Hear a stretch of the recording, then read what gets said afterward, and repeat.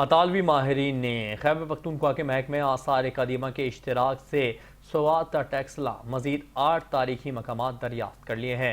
کھدائی بھی شروع کر دی گئی ہے۔ ہمارا یہ پیارا خطہ کون کون سے تاریخی ورثوں کا امین رہا ہے، تفصیلات دیکھتے ہیں اس دلچسپ رپورٹ میں۔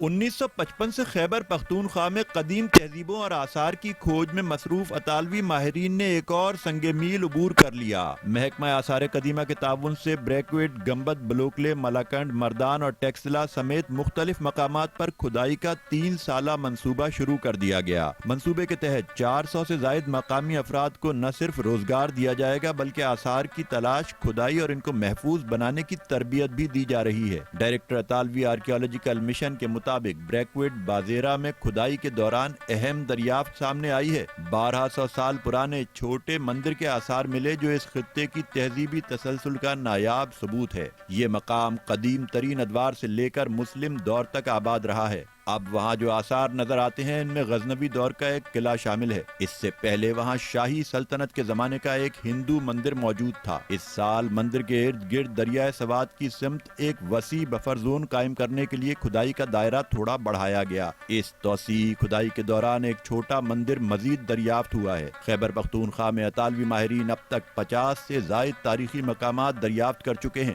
یہ دریافتیں پتھر کے زمانے سے لے کر الیگزینڈر دی گریٹ، بدھ مت، ہندو شاہی، یونانی اور اسلامی ادوار تک پھیلے انسانی ارتقاء کی کہانی سناتے ہیں۔